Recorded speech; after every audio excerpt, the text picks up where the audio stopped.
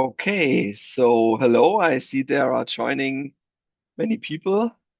So we will wait some seconds and then we can start. So at first, an information for you, we will record this meeting because many people who are already wanted to join, maybe they are now busy at the lab or cannot join at this concrete time point. So we will record it and you can take a look at it later. And also if you want to repeat something of this. So at first, I want to say hello to everyone who's participating today. Um, we are from the working group Digital Competence, or from the Digital Competence group of the IFCC Young Scientist Committee. And this is a working group which already now exists, like I would say, two years roundabout. And on regularly basis, we are covering different topics about digital competence and also AI, data literacy, data visualization, and data analysis.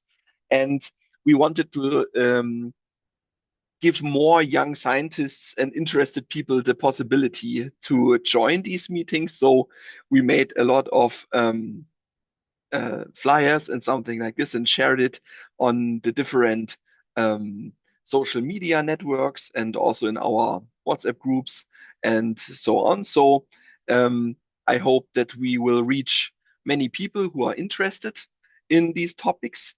And for the start, also if you are not part of the group on digital competence yet, you can write us an email. Aleš, can you share our this is our little page only with a little bit of information. If you scroll down, you can see that there is the section of how you can participate, and there is our email address, and you can write us an email. I will add you to our email list, and you can also get access to our GitHub repositories where you can find many interesting links, good resources if you want to dig deeper into data science, into AI. And this is all for free, sure. So feel free to send us an email and I will respond in time so that you can join us. Today, we will talk about a very interesting topic, a new, like, emerging part of diagnostics, the omics technologies. And maybe some of you know Aleš. He's a researcher currently at the University Hospital of Oslo, and he's into, I think, metabolomics mainly, as part of this big space of omics technologies. And they wrote a very good paper, which was published in Nature Communications, I think, about some best practices, how you can visualize and analyze omics data using R and or Python. And I'm really glad, Aleš, that you are here today, sharing your insights on this topic. And please feel free to share your slides and I will hand over to you. And yeah, thank you again for being here today. Thank you so much, Jakob, for the kind introduction. It's also a very nice initiative. I have to pass you the ball to your side as well, because you and Mari, of course, initiated this fantastic digital competence group or initiative, and I think it's really, really great. So I hope you can see my slides. I will. Yes, we can see you. Yeah, and let me know after. Also, I will jump out of the presentation to a web page or R. You can let me know as well. But okay, yeah. So today, Jakob asked me to present this presentation focused on our workflows for omics data, and it's a very broad topic in my opinion. I will actually let you know a bit more first what I'm actually going to talk about, because we will focus it on just parts of the part of this broad topic. But firstly, also I put here my email. If you have any questions later on or anything, please feel free to reach out to me. That's completely fine. So just an overview. First, I will let you know a bit about the resources for R and Python tools, although I will not talk about Python in this presentation too much. I mainly use R. So I will talk mainly about R, mainly for visualization and statistics. So this might be a bit of a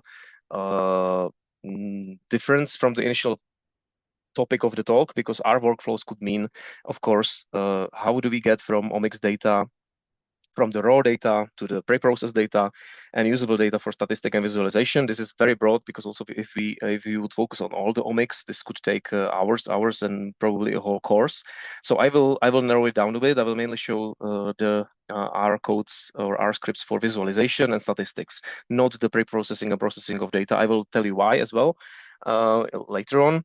Now, also in terms of omics, I will be mainly talking about metabolomics and lipidomics, so the small molecule omics, not about proteomics and genomics, although many of these approaches are usable as well for proteomics, for example, in terms of volcano plots, PCA plots, other things. So it will be still quite broad, but my expertise is metabolomics and lipidomics, that's why.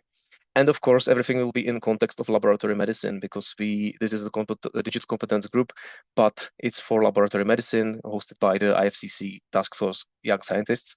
So it should be all in the context of laboratory medicine and how is it usable actually for routine, for clinics, and in sense.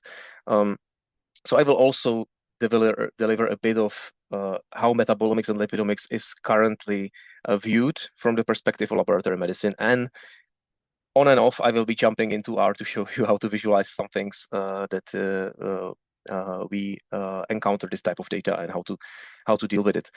Few more clarifications. I already told you metabolomics, lipidomics is the main focus. Why am I now focusing on the data processing of the raw data with R? I actually think it's quite for the more advanced users. I know many workflows and many people that are using R to process data, but I personally like to use the softwares that we already have, because they are fantastic. Even if we are talking about free-to-use software, like for example for targeted assays, it would be Skyline, or the commercial software like SAX OS. That will be for the targeted approaches. For untargeted approaches, we have again many options like MS-Dial, MZMine, or commercial software like CompoDiscover, and these are working very nicely. The workflows are very nice. Of course, if you want to be a bit more tech advanced, you can go with R. But I will focus mainly on R from the points of view of visualization, statistics, and a bit of some tips and tricks with the data. Also, I'm not a bioinformatician, I'm not a statistician, so explanations of the deep statistics here will be from a point of view of not a statistician or bioinformatician, but from a point of a user. I could call myself a biochemist with experience with mass spectrometry-based untargeted and targeted metabolomics and lipidomics, and of course also using R in these working with the data. So this would be the honest title. So not completely for all omics data, not our workflows generally regarding the whole pipeline, but it will be mainly focused on visualization, statistics in these two omics and in context of laboratory medicine. So that's just clarification at the start.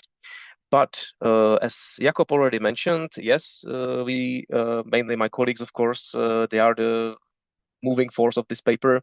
Jakob, Jonas, Jana, Dominika, and others are the main authors. I'm part of the team, of course. It was really great, and I'm happy that this paper was able to publish this, because it's a very broad look into the current state of art, let's say, of statistical processing and visualization of lipidomics, metabolomics data. As I said, many concepts here are more broad or broader in terms of proteomics and genomics, but as we all work, at least the group of authors is working in lipidomics and metabolomics, this was our main focus.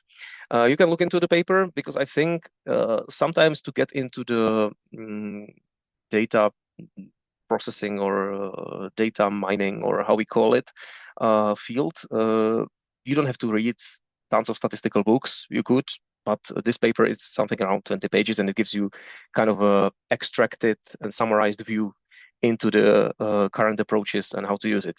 So just very briefly, what is in the paper, you of course can go into it and read it yourself. I highly recommend it, because also the language which we use is not so complexly statistician, we try to also make it a bit more understandable for people from many different academic levels and backgrounds. What will you learn in the paper? Of course, the important thing is to understand your data. So you understanding the normality or the distribution of the data. Not all data are normal. What we can do to make them normal. What does it mean that the distribution is not normal? What is the variance, skewness, and other points? So of course, we describe this quite in detail in the paper. Also the need for transformations, the need for scaling, and for other approaches which you do to pre-process your data before you start working with them. So this is one part. The other part, I would call it like what is behind the box plot. Of course, we all know box plots. It's a very common way how to show data, and it's much better to show box plots rather than, for example, bar plots. Especially if you have more data points. And this is just to show, okay, what does it mean if the box plot has this huge whisker on the top, and small one here, and vice versa. So actually you can imagine the distribution of the data behind it, especially if we also explain how to use violin plots or dot plots, which is a box plot with the individual data points as well. So all of this is mentioned in the paper, very detailed. So I definitely recommend you also to looking into this if you are interested. Then the use of different tests so this is what we call univariate statistics. If you have a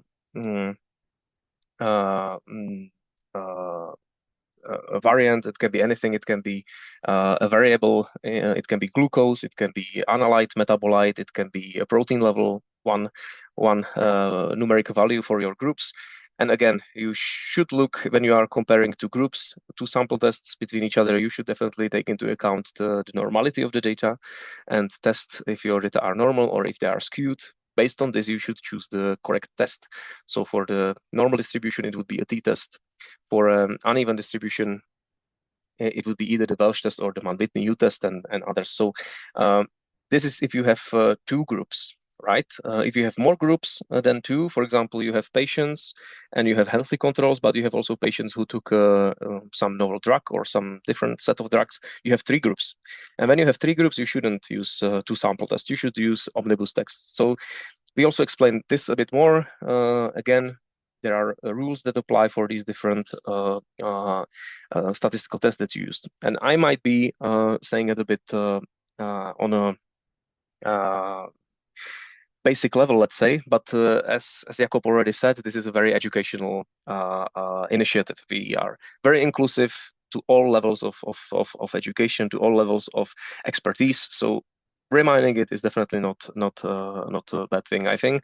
And if you need more details, more advanced explanations, jump into the paper and you will learn more. Lastly, this is kind of the more advanced stuff, the multivariate statistics, but very commonly used in omics data, because in omics data we have so many variables. It can be many thousands of proteins, it can be hundreds to thousands of metabolites and lipids, and how to deal with this. Because if you have multiple groups, experimental groups, or you have groups of patients, healthy controls, and others, and you want to see, okay, how is this variable explaining the group, or are there any trends within the group? Is there any stratification of different patient groups and other things? How do you investigate it? Well, you can go one variable by variable, which is a very tedious process, and look at the box plots or whatever, which is not the best approach, especially if you have hundreds of thousands of variables. You can put one variable, for example, glucose, on the x-axis versus the other variable, like triglycerol to the y-axis, and you can see, okay, how do my data how are my data represented in this x to y scenario? Okay, you have two dimensions and you have two variables.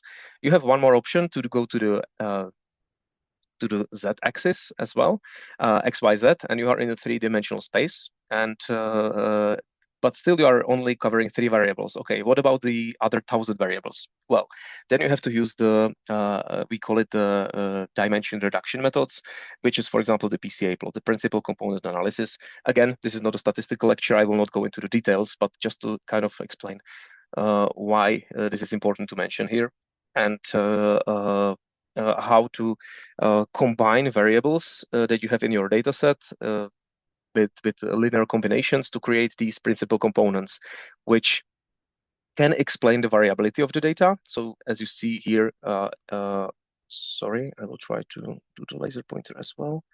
So as you can see here on the typical score plot, each of these dots is one of your sample, which has been measured. In this case, it was lipidomics, and it's control patients and patients with gout. It's one of the papers we published before. And you can see that the gout patients are clustering in this part of the plot, while the controls are clustering a bit apart. And now we can study this relationship. Okay, what is the variability? What is, for example, this patient? It's quite far from the rest. What is the difference here? And you can start to study the data a bit more. But in this, you have included all your variables through the principal components. Very simply said. But again, it's not a statistical lecture. Let's go forward, because as I already jumped into the slide, this is maybe one of the most important things here to start with, because this is kind of unusual to a typical paper. Because of course, you have a scientific paper, in this case, a review about statistics, which we wrote, and that would be it. But actually, this is really nice initiative where we prepared, you could say, an online book, online resource. It's completely free, coming as let's say supplementary of the paper, because since we were writing the paper, it became bigger and bigger and bigger, and it also included all the code in R or Python that we used to prepare the figures and prepare all the things. And then we thought, okay, but we have many pages. It's a huge resource of this. So what can we do with it? So we published it as an independent Git book, basically an online book, and you can go to this link or scan the QR code. I definitely recommend you to go there. We can actually check it together as well, because I want to just show you what is in there. Can you still see the shared screen? Hopefully, yes. Hopefully, yes. I don't have any answers, but probably yes. And here we have the Git book. So here is some small introduction from the authors, just about understanding what is this book about, and that we are aiming for beginners as well as for people with experience. And of course, also if you find any ways how to make this Git book better, or you have any feedback, please let us know as well. But what is here? So it's explaining the virtual environments, what you will be working with in terms of Python and R.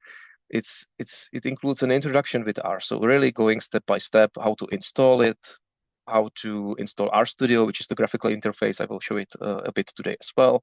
But in the digital competence working group, we already had lectures about this. So if you write to Jakob that you want to be part of this initiative, you will get access to all the recordings from previous webinars. So you will get access to this as well.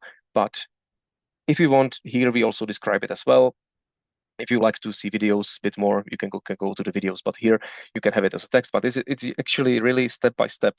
After you open the program, the software, how to create a new script, etc. Description of all the things that will be there, and it's quite detailed, step by step.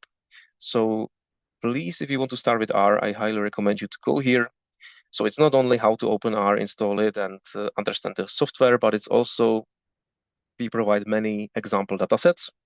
So it's from published papers, peer-reviewed papers. So these datasets are high quality.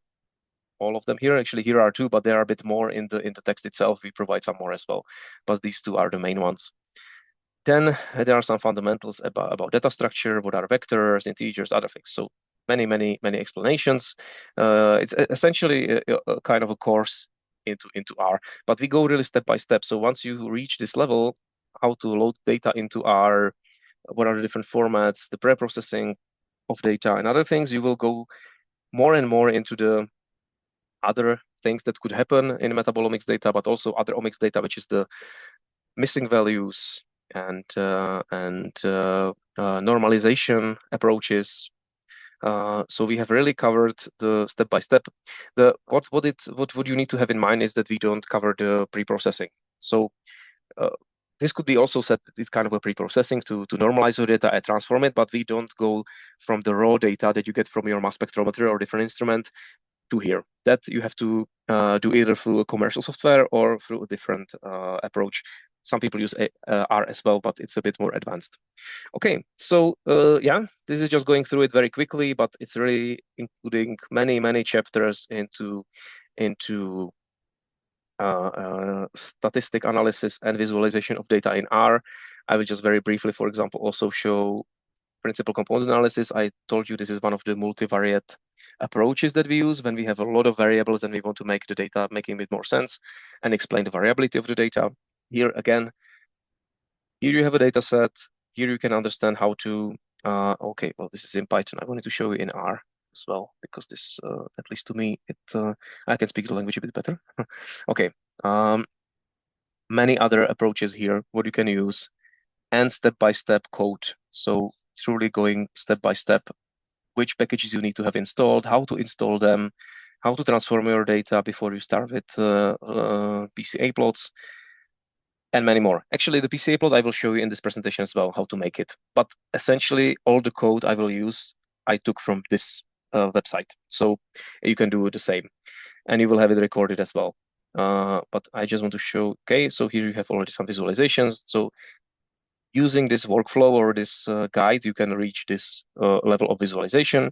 But not only, we will show you also some more things, how to go even further, for example, here to these visualizations. But okay, this is a bit more advanced and I'm getting ahead of myself. So, but again, just saying that I will start sharing back again. Sorry for that. Just saying that, okay, this is a very good resource. I highly recommend, especially if you want to get into the data analysis with R or Python. Reading the paper gives you background about all the statistical approaches, and this Git book gives you the practical way how to do it. And of course, if you like it, if you use it, if you publish eventually with it, we will be happy for your citations, of course. But I think the most important thing is that you get into it because it's very exciting. Okay, so now what is the next part of the lecture? It will be about metabolomics and lipidomics in the context of laboratory medicine, and when it's appropriate in terms of the laboratory medicine, I will jump into the actual plots and actual R scripts that are relevant. But very firstly, to introduce, you probably saw this omics cascade millions of times. So how we go from genomics, transcriptomics, proteomics, metabolomics, and lipidomics. Of course, metabolomics then has many other branches, like, for example, lipids or carbohydrates with glycomics, and there are all new different omics which are coming up as well. I think we all can be here for an hour and talk about all the different omicses. But what is important for this cascade, I think, and how I look at it, is that to kind of give questions and answers, what each of these omics gives you. So genomics gives you kind of the idea what can possibly happen based on your genome, of course, but it doesn't necessarily have to mean that you will get the phenotype. That's in the end, even with a set of specific mutations, because then it depends what gets transcribed from the genes into RNA, which is transcriptomics, and that kind of tells you what seems that happened, because that's already the active genes and active transcripts. Still, some of them don't need to be active, of course. They can be inhibited, they can be broken down, or there could be other forms of regulation. So proteomics tells you in the end what makes it happen, what makes happen these changes, because proteins, there are the molecular motors and enzymes and other things which actually keep the cell moving and working. But still, proteins can be inhibited, they can be wrongly aggregated, there can be many other things. So in my opinion, it's also the idea that metabolomics and lipidomics tells you what actually happens. It's closest to the phenotype in this sense, and it can give you this additional lens that you look into the scientific question, specific phenotype, other things. So that's why I really like metabolomics and lipidomics and all these small molecule omics as well, because they are very close to the phenotype. And of course, this whole thing is influenced by environmental factors, giving you the final phenotype in the end. Yes, so phenotype is kind of the result of all these things. Yes, so if we will look into metabolomics and lipidomics, we have biochemical pathways which connect it all together and which define it. But of course, how do you interpret this into context of laboratory medicine? That is a good question. We need some kind of a simple report or some way how to make sense of this huge amount of data. And I will show you in this presentation a few things, a few visualizations or a few approaches, how you can get some meaningful visualizations of the data. This is a very nice representation of clinical lipidomics. So this is the omics, which is focusing on the non-polar part of the small molecules, the lipidome. And I really like this. It's from a publication listed down here if you want to read it, but it's kind of giving you an impression how should we think about clinical omics generally, I think. Because first is, of course, defining the clinical need and the intended use. I will just use a laser here. So first defining the clinical need and the intended use. Then is the part of the analytics, so actually measuring the profile of lipids in the sample. After you, for example, find some lipidomic profiles, you need also to make sure that they are reproducibly measured. Technical optimization and demonstration that the clinical lipidomic profile is usable includes validation on bigger cohorts, regulatory approvals and other things, which are listed here. And in the end, you have a translation to the clinical setting. So this is quite a tedious way how it would ideally go. But of course, then what I really like here is also the thinking about the conventional risk factors. I think we also always should think about omics, at least for now, as a supplementary information, because the laboratory medicine has been built historically on a very good basis, of course, and we are trying to make it even better by supplementing it with some more information from omics. So using conventional factors in risk factors in combination, and also markers, in combination with the lipidomes or metabolomes or any other omics data is the way forward. And somehow making sure that we can create something usable for the clinicians. It can be a risk score, it can be a panel of selected metabolites or lipids, other things. I will show you some examples as well. Lipidomics workflow, I will just spend a minute over here because again, we could spend a whole talk about lipidomics workflow or metabolomics workflow, but this is kind of a discovery phase, I think, because first you have to define a hypothesis, define a study population, define the collection, what material are you collecting, what is the need for these materials, and other things coming through quality control and essentially also then extracting your analytes of interest. Then the methodological part, which is mainly considering mass spectrometry in terms of lipidomics and metabolomics. Then the data preprocessing, and in the end, it would be the data quantitation.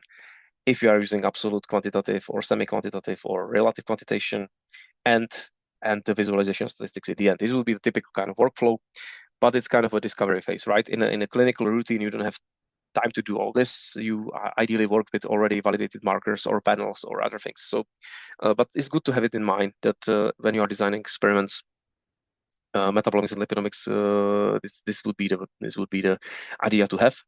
And it also comes with requisitions or the recommendations for the sample itself, because there are many papers you can read about what is the ideal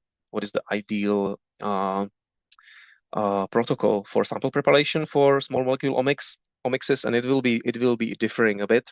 But what comes out of many papers lately is kind of an optimized protocol where, of course, you want to be as fast as possible. Of course, the faster the better, because metabolomes they are very dynamic and they are very prone to factors.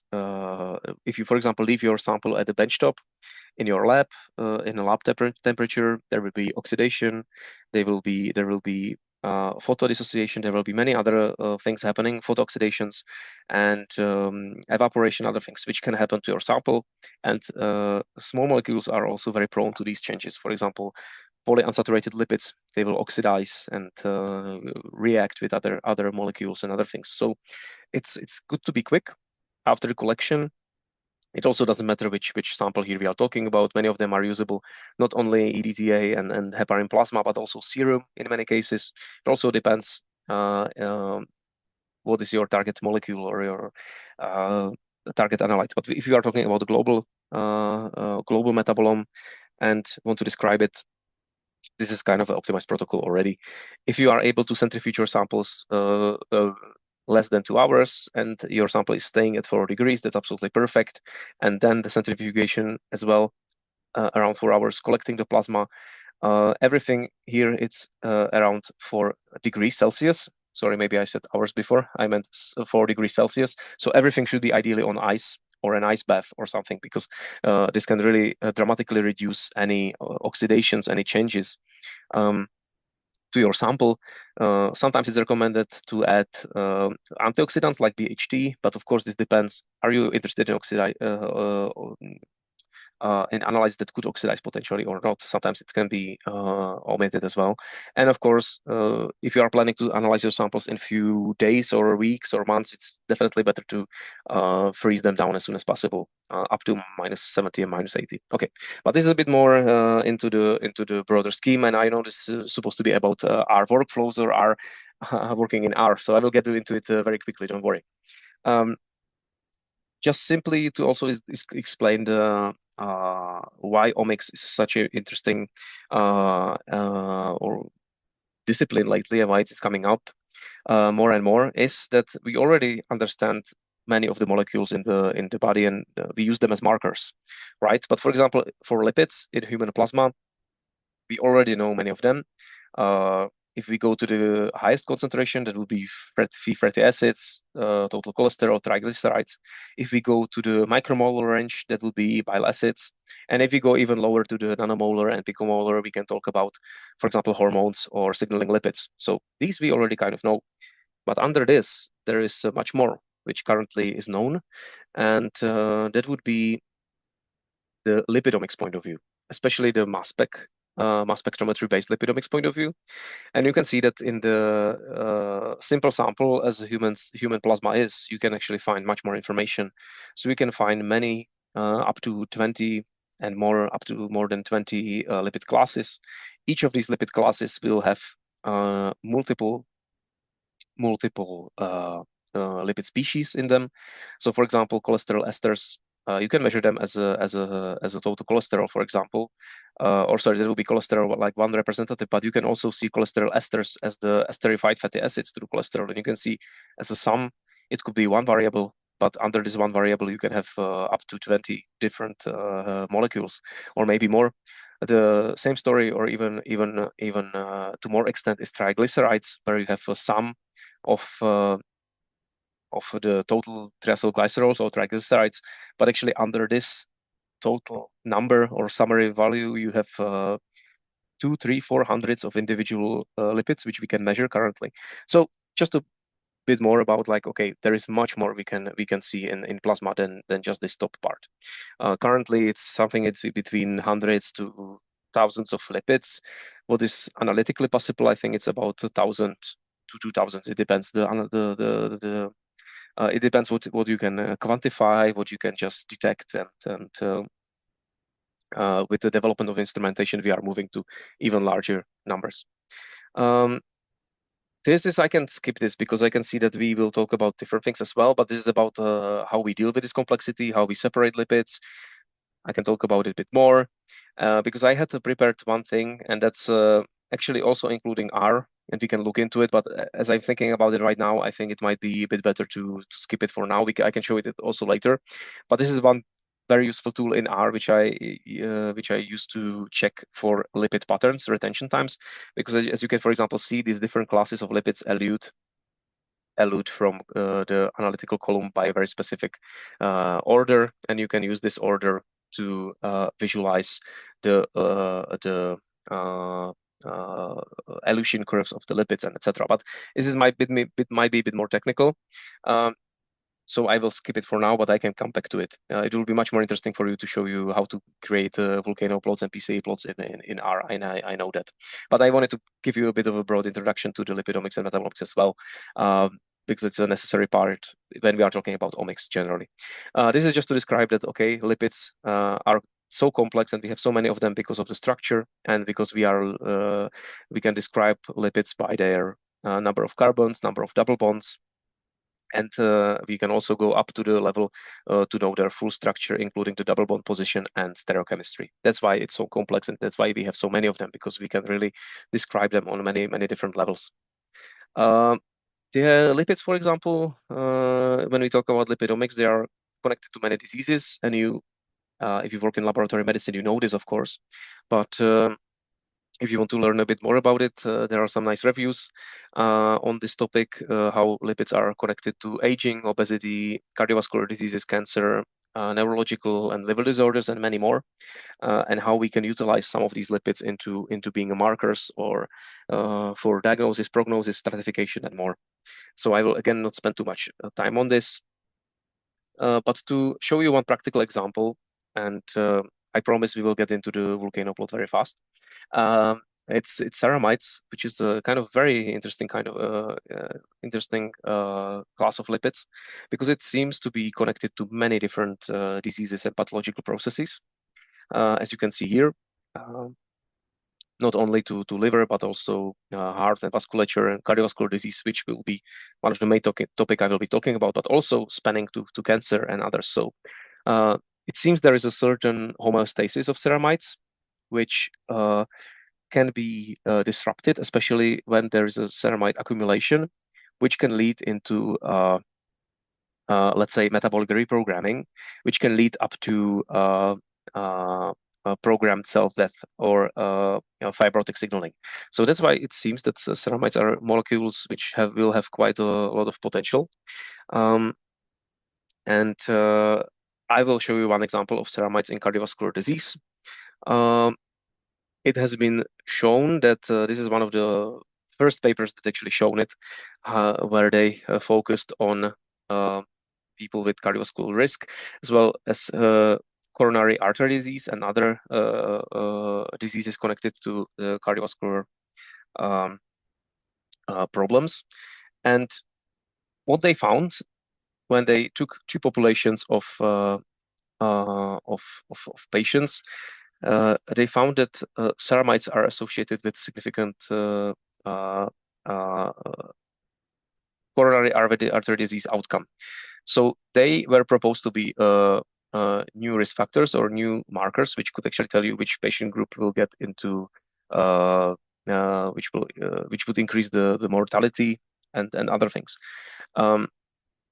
Okay, so now we are getting to the first visualization here, how they actually found that in these hundreds of lipids, how they identified that which are the most important ones, and you could easily do that with a t-test or any other tests if you are comparing two groups, and you can just simply filter it and check, okay, what is the lowest p-value for which marker, and you will find that it will be, for example, these ceramides on this side increased in patients, or it can be some of these, for example, cholesterol esters and other lipids decreased.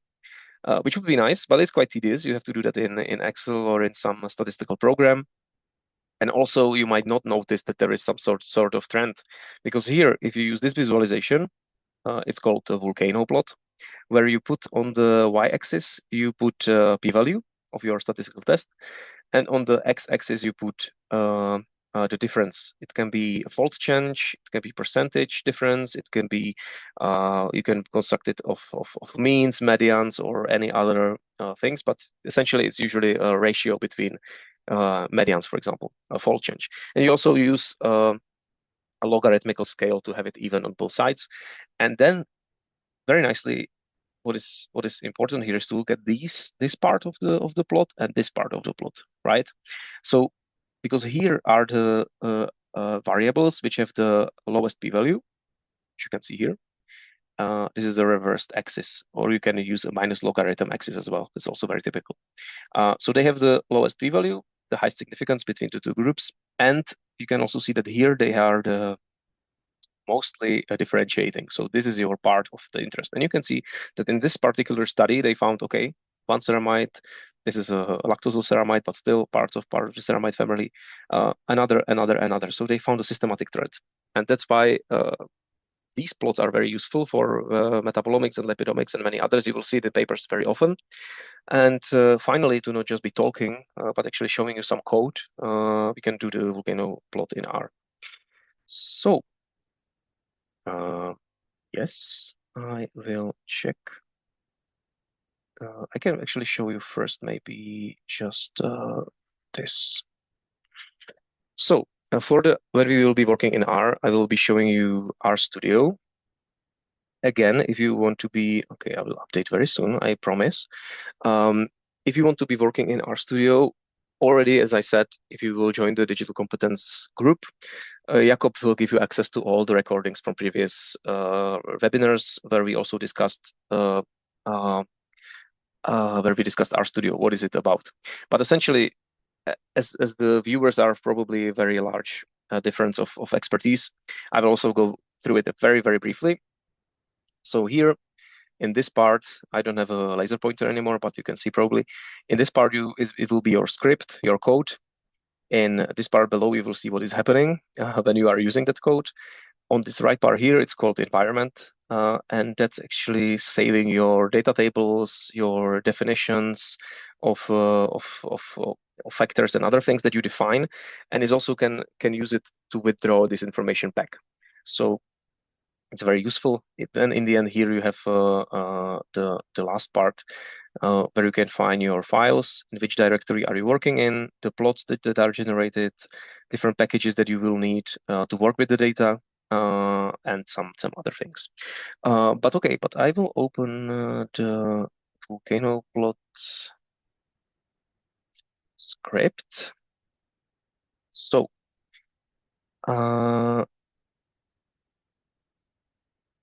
yes,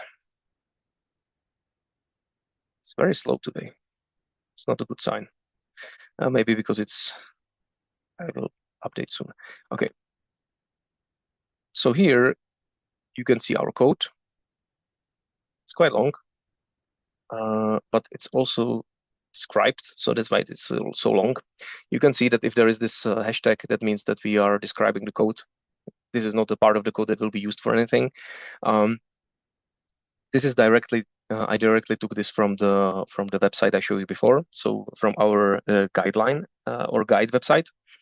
And here, of course, there is some installation of libraries that you will need, but I already installed them before. When you want to install libraries, again, everything was explained before, but here are your packages. You can also go to this install and find a package, for example, tidyverse. Yes. So here you would click and you would install it and you will get it if you need it, or you can just call this install library as well.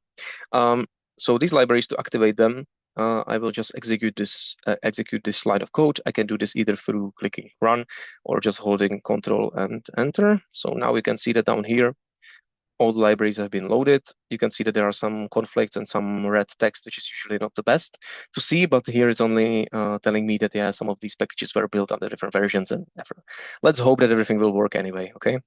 Let's hope. Then, if I go here to the files, I can see that I'm working in the correct directory. How to find that out? You can execute this order, which is called get working directory, get WD. And if I execute it, I can see down here that, yes, I'm working in the correct directory here.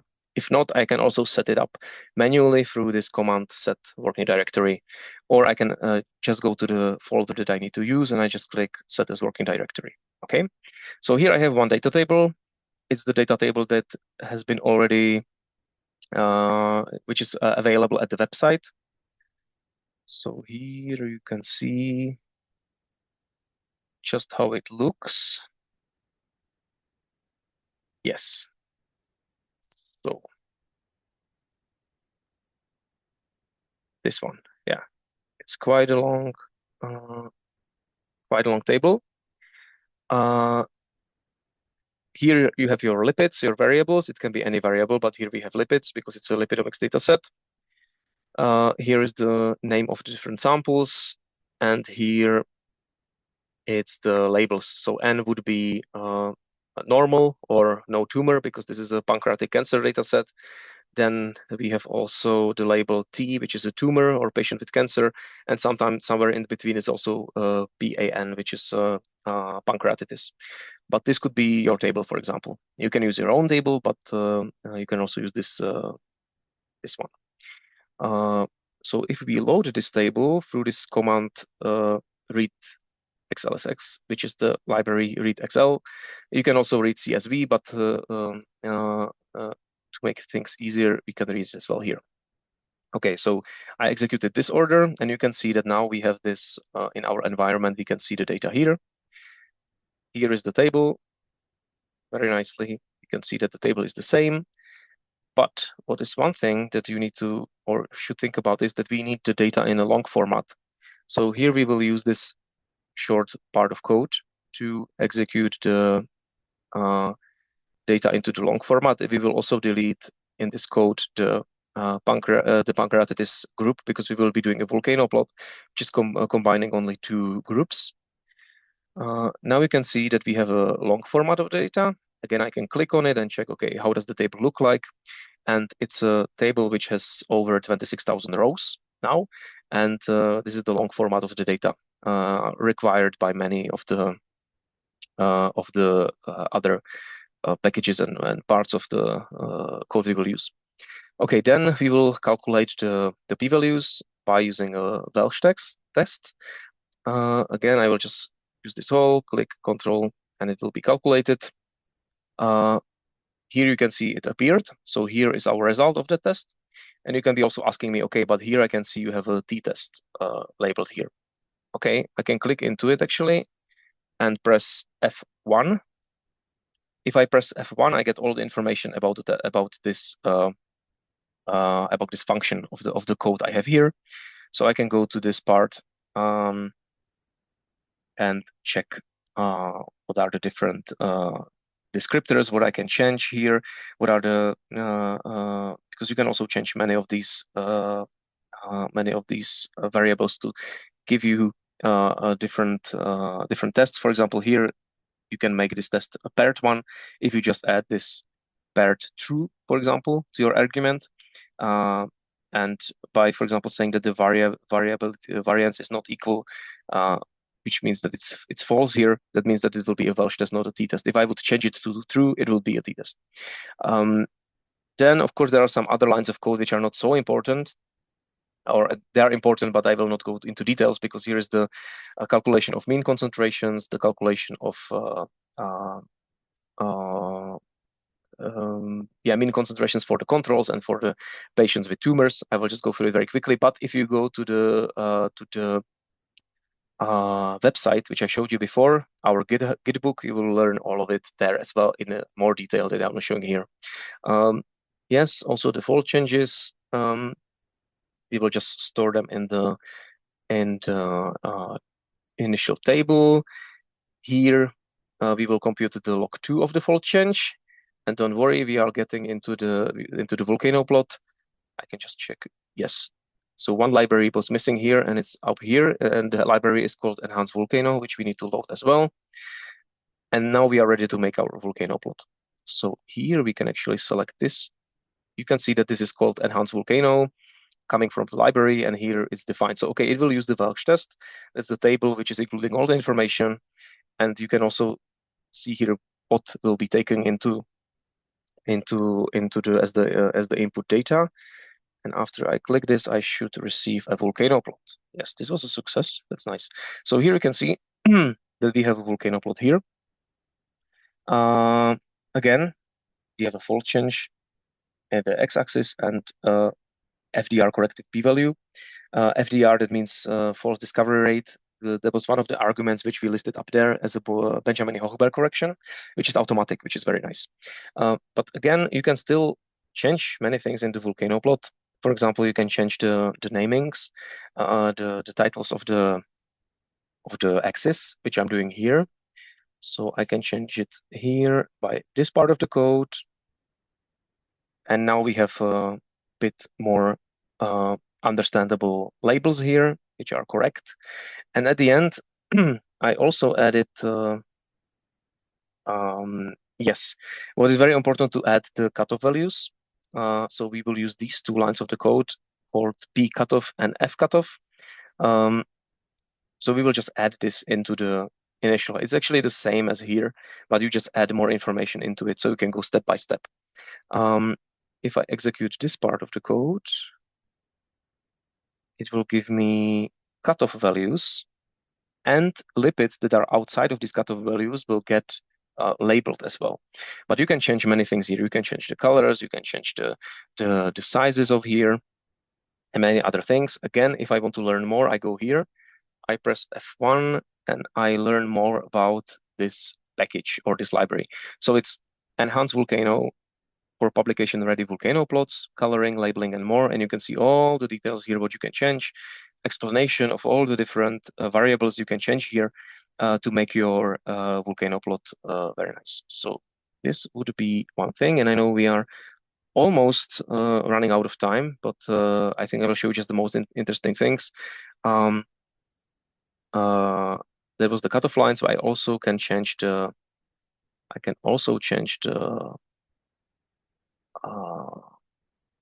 limits. So you see that the previous volcano plot here, I can skip through the figures. So for example, here, this volcano plot had two high limits here, two big limits. So I actually shortened them a bit to have a bit more nicely. Here I could actually do 1.5, but it's also nice to have it even on both sides. But yeah, and you can change here anything. You can make the limits. You can change here that the Y limit will be 25, and you can change that you actually want the limit here 1.5 because you just want it. Why not? And you execute this part of code again, and it changes in your plot. You see here we have 1.5. Here we increased it a bit, and you can actually change just a few numbers here, and it in front of your eyes it changes here.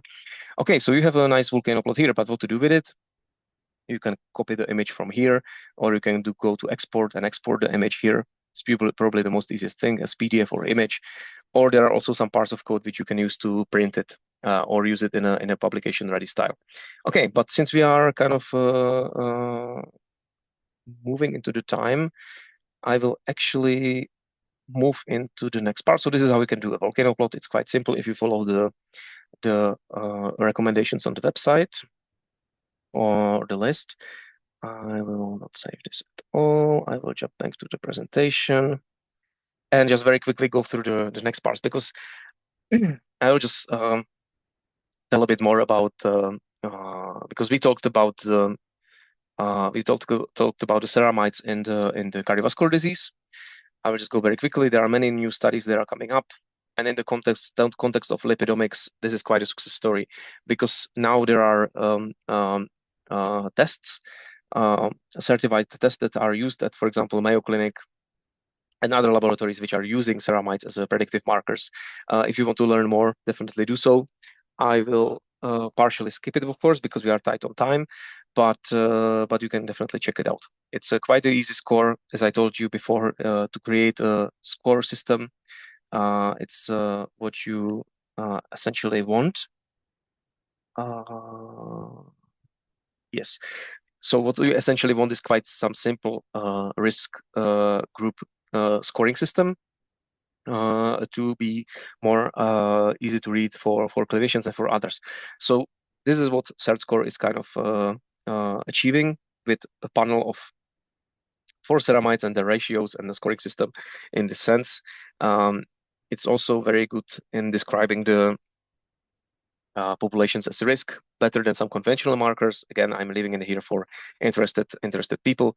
Yes, just coming back to the initial figure, that this is kind of the way that this was a success story. It worked, and even we already have some explanations or showing how these tests can be working in a clinical reporting as well, showing different risk groups for patients.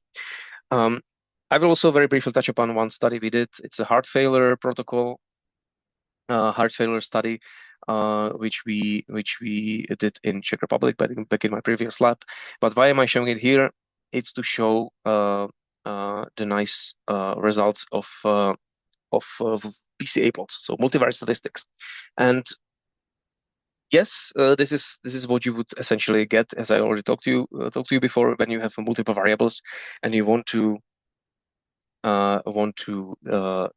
visualize your data based on all the variables you have. Very nice result, of course, and the main result from PCA plot from principal component analysis is the score plot, where each of these circles corresponds to one patient or control or any other sample that you have. You can see partial clustering, or here actually the populations are quite mixed. But if you go to the loadings plot, which is showing you which variables are kind of, again, to say it by simple terms, explaining the variability of these data, which means that the variables that are listed here, these lipids, will be increased in these patients or controls, and on the other way around, vice versa. So this you can also do in R. Also, if you follow the steps in our Gitbook, and I will show it to you. We still have some time to do it until I jump to the other things. But of course, I understand that your time is limited and people have to go. But I can stay here for 15, 20 more minutes to show you a bit more things, who is interested. But to show you this PCA plot, because that's a thing that it's kind of standard in metabolomics, lipidomics, but also proteomics and the others. So again, if I open another folder I have here, yes, I have two different scripts here. So I haven't shown you how I prepared these scripts, let's say, quote unquote, but it's nothing else than just opening your RStudio, which you will know how to install and to download in our Gitbook, and copying the code from the Gitbook to here. I did nothing else. So it should work. Again, here, all these green text is just explanations. I need to load up all the libraries, which I hope will be fine. A lot of red text, but let's hope it will work like the last time. This should be fine. We will use the same dataset as before. So it will be, again, the pancreatic cancer dataset. So we will just load it up. And here we can see that the table has been loaded correctly. Everything is working. Here, there is a line of code which is testing for NA values, so missing values, because we have one whole chapter in the Gitbook regarding missing values, how to treat them, how to deal with them, how to work with them when you have them, and working in PCA with principal component analysis and more. So this is just a line of code with checks here. But down here, you can see that there is a 0. There are no missing values. We have also some testing data sets with 0 values in the Gitbook as well. Yes, NA data, we don't have to do this because we don't have any missing data. Then here we have also two comparisons, because we also want to create one data set with no patients that don't have pancreatitis. So again, here, now we can see that in the initial data set, here we had patients with no tumors, healthy controls, patients with tumors, and the pancreatitis is somewhere in here. Yeah, here. These are the patients. So we have them labeled. When you label your data like this, it's very simple to work with it in R later on. Because then, as you saw by this one line of code, I just said that I want to filter out the patients that have the label PAN. And in this updated table right here, in our environment, I can already see that here I only have patients with healthy controls at tumors, no pancreatitis. It's just that I want to show multiple PCA plots later on.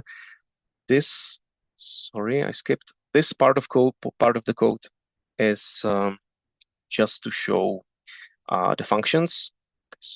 So here you can either do a question mark and PCA, or you can click into it and do the F1. This also shows you the functions. And here again, just see what is this function doing? It's included in the package Mixomics, which we loaded before. What is this package doing? how can you make some of these variables different to fit your output, your graphical output. And yes, this is for the PCA. There is also one more function for SPCA, which is just a modified version. It's called sparse PCA. We will not use it currently. But the interesting thing here, I think, is that here the PCA function is actually kind of 2 or 3 lines of code. So, and we also have some explanation tests here. So it's actually very easy to do the calculation here using this package. And you can also modify the number of components that are calculated and more. Here, for the simplicity, we will just do this, and we will calculate for all our data sets like this. Yes. And here we can see if it worked. Okay, wait, this wasn't found. Okay. Now we are getting into the fun part, I guess. Okay.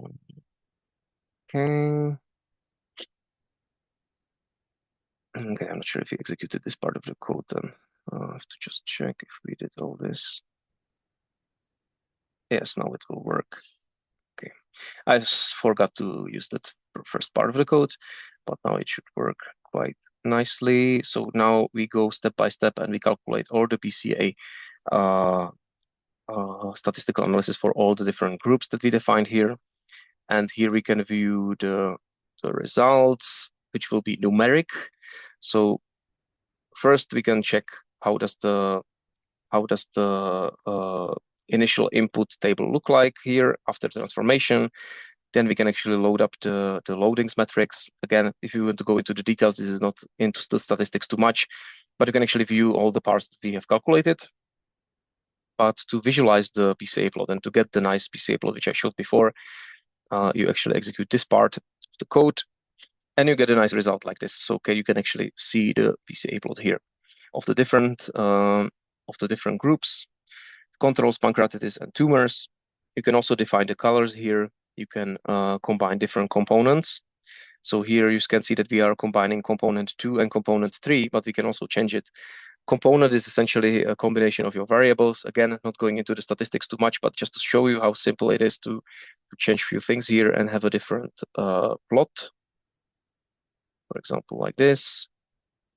Yes, and here you can see, for example, that the data are much more mixed, so much more overlapping. So here it might be actually better to use the second and third component, which you can do if you have a good explanation for it. But again, it depends. You know your data the best. So here you can see this result as well. We can also only do, that's why I defined at the start, I defined a data set with only the pancreatic cancer patients versus healthy control. So here, for example, I can only execute this part. And now we have only the 2 groups to compare. As you saw before, we had 3 groups. Now we have only 2 groups to simplify things a bit more. And as I showed you before, we can even, through this part, the function is called plot var. It's the correlation circle plot for the variables, and this you can actually use for investigating the relationships of your variables here. So how do they actually explain the, as I showed you before, actually, similar to the loadings plot, how they are defining the data sets in the space. Again, much more information are given in the Git book. Definitely go there if you want to explain more. And just to show you very briefly, there are also other models that you can use, not only PCA, because in PCA, it's so-called unsupervised model. You don't tell the model which groups you have. It treats the data objectively without this explanation. But actually, you can also do supervised models, which you tell, okay, this is a group A, this is a group B, and I want you to find variables that are most different or differing these groups the most. So you can even do this so-called PLSDA, the discriminant analysis on your data here. So this is all included in this package and in this script that we provide at the Gitbook. PLSDA just calculated it here, and we can also visualize it as is here. Yes. So here, for example, and now you can see that the clustering is much better, but that's because you tell the model, okay, these are the groups, try to differentiate them as much as possible. Okay, so we also did PCA. I can see that we are already over time, and there are many more people saying yes, where to find the R scripts and some other things. So that's nice. I know that many people need to leave. I guess I will show you one more thing, which will be a bit more interesting for lipidomics oriented people, but it's also very nice. And that's one thing. So coming back to our data set with the heart failure, because we found in the volcano plots before, we found that there is some systematic trend, and to find out the systematic trend in lipids, we actually used what is called acyl chain plot and chain length and double bond representation plot or visualization plot. Essentially, as I said, lipids have a high structural rules, so you know how many carbons they contain and how many double bonds they contain, and sometimes you can find these nice correlations in the data. How to find these data or these correlations kind of includes a bit more of data mining, which we also provided in our Gitbook. So to maybe show you one last thing, what to make in R, I can show you very quickly these actual acyl chain plots. Again, all the script, all the things are in the Gitbook, and you can find it there. We use a very similar, I will just close all these things. I will not save this. Yes, so you can all find it there. And yes, just clean this workspace. So this is how you also clean the workspace when you want to work with the blank pages as well. Yes. Okay, so another line of code, a different code here, again from our Gitbook. I will activate libraries here. I will check if we are still in the correct directory. No, we are in a different directory. We have to go to the acyl chain plot directory and set it as the working directory. Yes. We can load up the data again.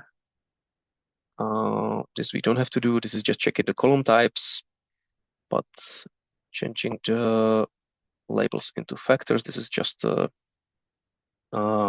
formality to do to correctly label your columns. And now again, transforming the data into the log format that I can do here. And yes, compute the statistics. Maybe before I go into that, I can just show you how the data looks like here. How do you have to have it ready for your for the processing? So essentially, it's very similar to the previous one, because we have the sample names. It has to be a unified name. Then we have the label, which is the group labeling, and we have all the different lipids here. But you can see that actually lipids have, as I already told you, of course, but you can here see it in the table itself as well. If I go here, for example, and I just, okay, so I didn't want to do that. I just want to create, yes, I just wanted to show you this a bit.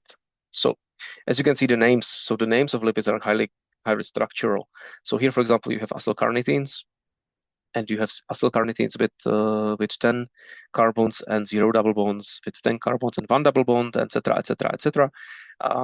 Some of them can be also connected to the fatty acids, like palmitic acid, linoleic acid, arachidonic acids, and more. And the same goes for cholesterol esters and essentially all the lipid classes. So the data are very structured. That's why we can use this. That's why we can use this script to try to see the trends within the lipid classes, within the carbons and double bonds and other things. Here we again need to calculate the statistics. It's the same Welsh test we used before for our volcano plot, including the Benjamin-Hochberg correction. But again, if you go to the Welsh test and you click F1 for your to see the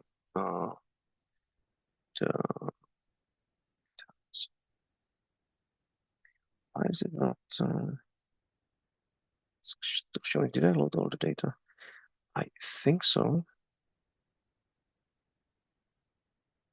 I currently wanted to show you. Oh, of course, because we have to use the t-test here. Yeah. I just want to show you for the t-test here, because here you can also define the adjustment method. So you can actually learn quite a lot by using these as well, because it actually tells you what it's doing step by step. Also with the p-value adjustment method to account for the false discovery rate. So if you have hundreds and thousands of different variables, there is a slight chance that some of them will be false positives, right? So for false positive significance. So that's how you deal with it. You either do Bonferroni correction, Benjamin-Hochberg correction, or other corrections, and this is automatically in the script just by writing 2 letters. So it's very, very convenient. So this would be the statistics. Here we would just define the means and the other things we need. So I will again execute this very simply. Here we have the fault changes just to store them in the initial table, and to computate the log2 fault changes. I'm going quite quickly now, but still, since we don't have so much time, we're a bit over already. But in this final table, you can see what we have achieved here, right? So through all the lines of code, you can see you have your lipid, concentration, groups, and other things. Then also in the Gitboot, we explain how to extract the different names from the lipid. So you only need the name of lipid, and from that you can extract all the information you need, including the number of carbons and double bonds. So all of that you can learn into the Gitbook as well. I will execute it here just by pressing it, two lines of code. And now you can see that if I go back here from the initial name of the lipid, back here I can already see the composition of the lipid. How many carbons and double bonds do we have?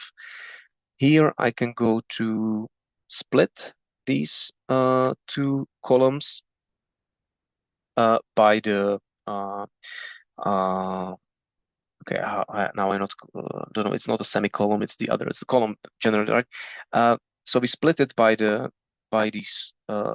this. So we split the carbons from the double bonds as well. We now have it in separate columns. We can also add the names. So it's also very easy to just call it as a carbon number and double bond, which you can see here as well. Now carbon number and double bond here. And now we are actually ready to execute the last part of the code, which is the final acyl chain plot, which you can do like here after defining the colors and other things.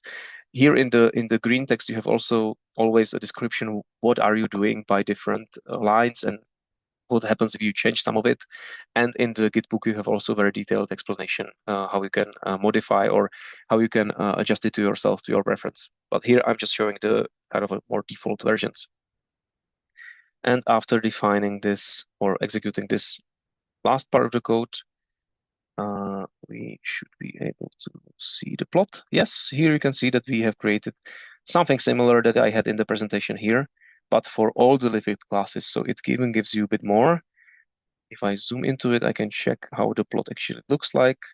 You can see we have all the different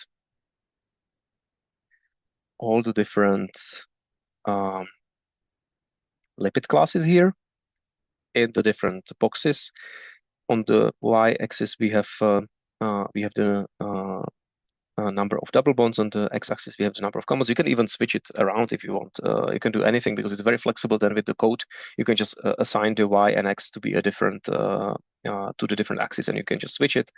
You can also visualize only few of the groups. Some of the groups you can select, and this you would be making in some statistical software. I remember it can take hours, even days to do this, and in R you can have it in just a few clicks. So that's the beauty, I think. I think we don't have enough time to go through any more details. It's already 15 minutes over. I will just very briefly show you maybe one last thing. This will not include any coding in the end, so it's just one last thing because it's also in the Gitbook as well. But I don't want to skip the part about cancer as well because that's another part where omics is very, very useful. Just maybe for you to check some of the initiatives or very promising things like Lipidica for detecting pancreatic cancer, which essentially comes out from one study that has been done a few years ago. Very well designed study, which compared patients with pancreatic cancer and healthy patients also with the pancreatitis and other correlating diseases. The data set that we used in the R scripts here were from this study, so that's why I'm also mentioning it here. But I want to talk a bit about this representation because it's very nice for lipidomics, mainly also metabolomics as well. And this is this lipid network or lipid map, how is it called sometimes. So I will show you also just a bit here.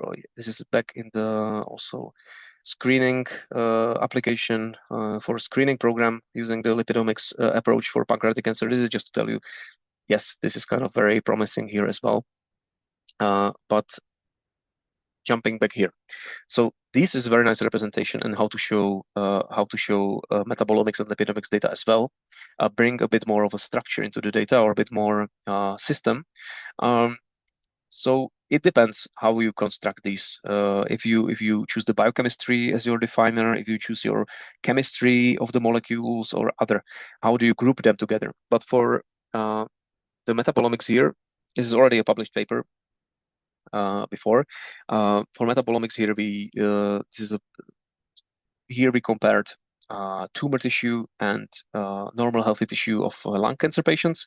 It's not so important. I just mainly want to show you the visualization. So here the abbreviations are for example, here ACL is acylcarnitines, long acylcarnitines, medium chain acylcarnitines, and others. Here we have some purines and pyrimidines, organic acids, and you can see that. So we grouped them by chemical relation or structural relation, and you can see that there are certain trends. So if you visualize your omics data, metabolomics data like this, you can spot some very interesting trends in the data itself. So this is why I'm showing it here as a last thing before we jump into some few questions and we will end. And I'm very sorry for being too late, but it will be recorded anyways. You can watch the rest if you have to leave now. So I hope it's fine. But I can talk about this topic for hours anyways. So yeah, this I can skip, but inverse of metabolism, I'm talking about it again just to show you one application of these networks, because you can also use them for diagnostical part, not only for just showing your data, but actually using them for diagnosis. You can go to this paper for some details, technological details, how analytically this has been done and validated, and how the process works. I don't have time to go into the details, but what is important that you go from your areas of the peaks of your analytes into these large tables and box plots and other things. But for a very simple visualization, you can actually use these maps. And these maps are very nice because, of course, at the first glance, for example, for this inherited metabolic disorder, glutaric aciduria type 2, you can see, okay, we have some very, these red markers are patients. So if you load up a patient into this data set, you can see, okay, what are their levels compared to healthy controls, which are sitting right here. But to even simplify the visualization, you can go from box plots to the maps. So here is a map of the metabolism, inherited metabolomics map, IMD map, however you call it. But it's essentially it reflects the metabolome. And if you load up your data into this, the description to this one you will see in the paper. But description how to create these maps, generally, it's in our Git book. I will show you. So here you can see, okay, you can label and map these by colors, by size, and other things. So the analytes that are the highest here, the highlighted ones, are increased. And it's actually quite easy to use this to, for example, see, okay, all the analytes in this connected to this disease, because we have it separated by different diseases. You can see that only for the glutaric aciduria type 2, all of the markers are highlighted up. Some of them are overlapping, of course, as it's quite common if the metabolism is connected. By here, you can be sure. And before I will just end to the final place, I will just show you that in the Git book we have this part about metabolic maps as well. I think it's somewhere. It will be somewhere in the. Yeah, it must be somewhere in the univariate statistical graphical representations. Here you can see, for example, the volcano plots and acyl chain plots. But we should have the lipid maps here as well. So we call it a lipid map, but it can be applied for metabolomics data as well. The software that you use is Cytoscape. So Cytoscape software is the one that we use for this. It's not in R completely. You can use R, of course, for calculations of the different statistics because you need statistics to map something into it, into the map. But all the maps that I showed you are actually, described here. Here is the software, Cytoscape software, and step by step how to actually get into the visualization. So really, this resource is very rich, and I highly recommend it to using it. Yes, so that will be actually all from me. I know it was a bit long. I tried to kind of describe more things at once. Maybe I should have focused on only some things, but it was quite hard to put together the context of laboratory medicine with the omics and also the R scripts and showing you this, but maybe a bit too much. But again, it will be recorded, so I hope that I can go back to it. I will stop sharing Aleš, here. Yeah, I think it was great. We got good feedback. The problem is I have to leave now because there is the next meeting for me in some minutes. There are sorry. like 2 to 3 questions. If you see down below, there is an F&A section. If you click on it, you can see questions which were Fantastic. asked. Maybe you can say a little bit about this, but for the end, I again want to invite everyone who wants to participate to send us an email. I already shared the landing page in the chat, so please feel free to write us, and then you will get the invitations to the next meetings. And I will also send a new email which is sharing the link to the different resources like the recordings of our basics and something like this. So I hope you had a lot of fun with this talk. I found it was very, very great and amazing, Aleš. Thank you very much again. And I will now leave and all over. no Many problem. topics. It's a nice, big and new topic, so we should focus a little bit more time on that. So no problem. Maybe you can answer some of these questions, and we will see us again. You will see the flyer. Yes. And the next meeting will be in June the 18th, and we will talk about data literacy and a kind of algorithmic thinking in an AI world. That will also be very interesting from a friend of mine, which is laboratory physician, transfusion medicine specialist, and also in bioinformatics. So very interesting talk also, and I hope many of you will join. So have a nice day, and we will see us in the next meeting. And now, thank you, Aleš, Jakob. you can answer some questions. Goodbye. See you soon, and definitely I will also encourage everyone to join the next one because that will be about data literacy, AI, and other things. And we have already touched upon these topics before, but it's always nice to have it a bit more focused on different areas. I can go through these. Yes. Aleš, actually, if you can stay for a few minutes, we can go through these few questions. I can read them out because there are still a lot of participants. So the first question is from Timothy. Are the p-values in the volcano plot adjusted for FDR or raw p-values? Yes, very good question. I already kind of answered it, I think, during my talk. Always when I was working with the volcano plots and also the lipid maps or metabolic maps and other things, it's adjusted. Yes. So as I said, it's very simple. In the code, you just add 2 letters, BH for Benjamin-Hochberg or Bonferroni for the Bonferroni correction and others. And of course, we can get into the statistics. How are these corrections calculated? Because I can see that one of the last questions here is what is Benjamin correction, of course, and it's a for discovery rate correction.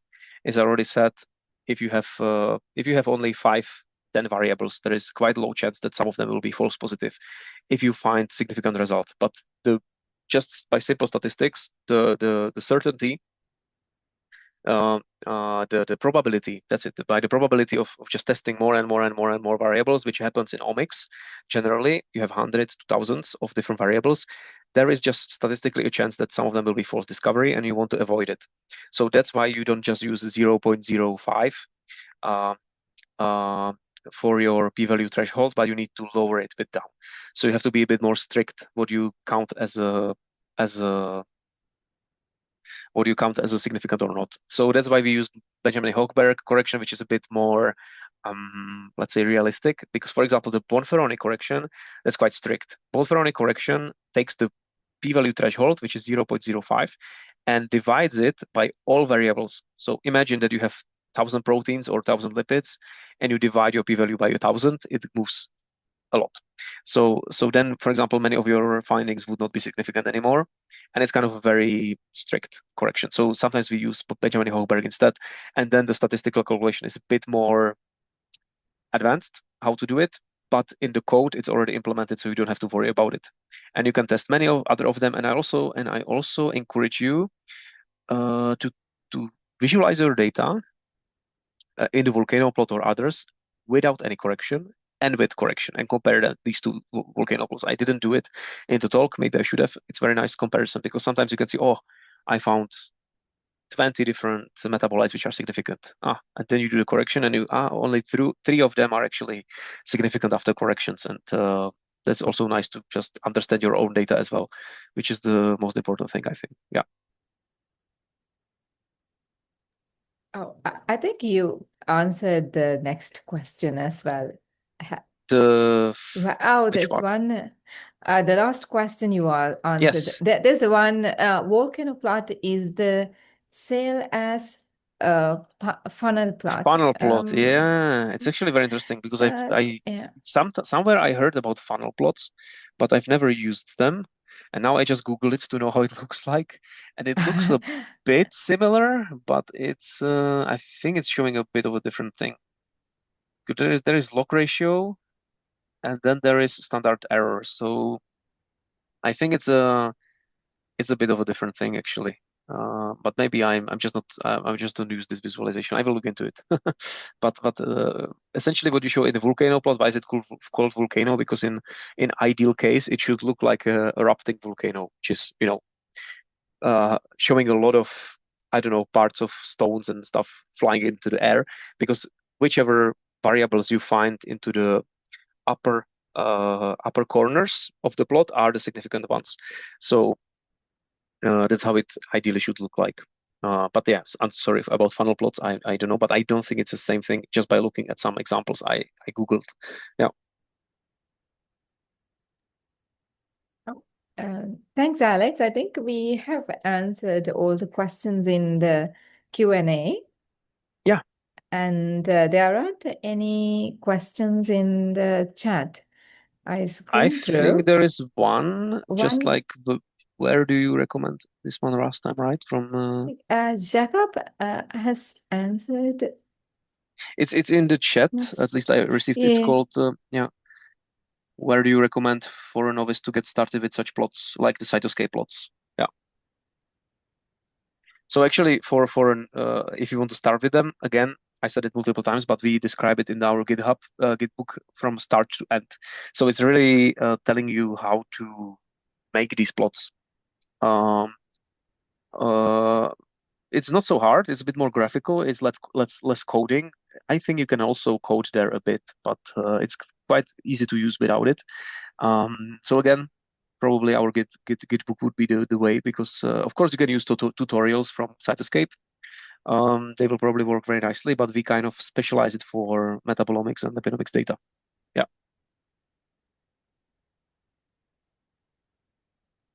Okay. Thank you, Alex. I think we have answered all the questions. There aren't any other questions. Shall we wind up for today? And yes, and I'm once again sorry for being so much over time. No, I think it's there's a lot of interaction, and you had to explain. Yes, and yes, we'll definitely have this. Yes, we'll have the recording available for everyone to go through, so that anything you didn't understand at the first go, certainly you can rewatch and clarify. And as Jakob and Aleš said, you're most welcome to email. Maybe I will share both of your emails when we share the link to the recording with all the attendees. Yes, that's fine. And actually, there were about 300 registrants who may have not been able to participate live. So we will share the recording with all of them. Absolutely. Sounds good. And thank you so much for the opportunity to speak to such a large audience. It's very nice. And I hope that next time when we talk about AI and other things, that at least the same amount of people join. Because it will be really exciting as well. Certainly. Thank you so much. Thank you, everyone. And thank you. Good day to all of you. Bye-bye. Yes. Bye-bye.